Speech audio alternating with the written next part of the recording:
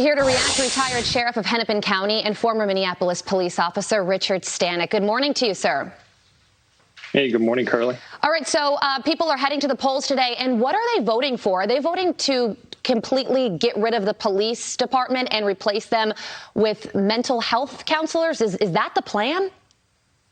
Correct. This is ballot measure number 2. It would abolish and defund the local police department as we currently know it, replace it with the Department of Public Safety that may or may not include licensed police officers at a time when local crime rates are skyrocketing in Minneapolis. I mean, if this passes, what police officer is going to want to work in Minneapolis?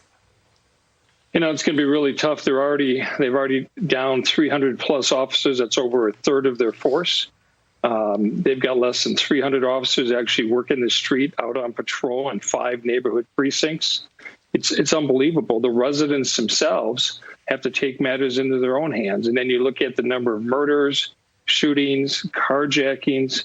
It just goes on and on and on. It is a failed experiment at best. Yeah, and this issue has divided Minneapolis, but there is a significant amount of support for this. I was looking at a recent poll, and it showed about 49% of support for getting rid of the police department entirely. So this is a realistic thing that could pass today. You know, there were about 49% of white residents that said defund it. 40% said don't, 10% undecided. What was really interesting was about 75 to 80% of African Americans said, we don't want less. We want more police out in our neighborhoods patrolling our streets. Yeah, that's absolutely right. And I think we have a soundbite from one of those people. He is a Minneapolis reverend. His name is Tim Christopher. Take a listen to what he had to say. We're talking literally getting rid of the police. If we're going to get rid of the police, the next day after the election, if that goes through and the police walks away, what do we have? Exactly.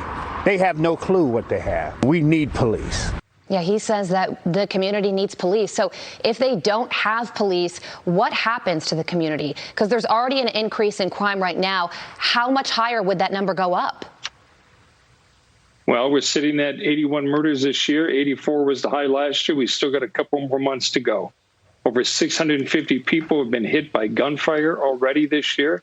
It's a 150% increase, not the least of which, almost 500 carjackings, 6 of them just in the last couple hours. And so it continues to go up and up.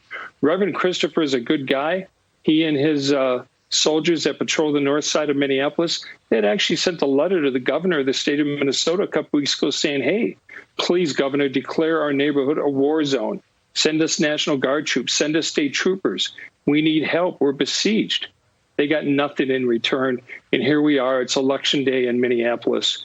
Abolish and defund. Unbelievable. And then you have Minnesota Congresswoman Ilhan Omar blaming police for the rise in crime when she recently spent $22,000 on her own private security. You can't make it up, but this is deadly serious, and you got to hope that this doesn't pass. Sheriff Richard Stanek, thank you so much for joining us. We appreciate it. Hey, Carly, there's a group called fightforheroes.com that has educational materials on this. Yeah. Please encourage people to go and take a look at it, see what it says, and vote no on this ballot initiative. Fightforheroes.com. Got it. Thank you, Richard. Yep.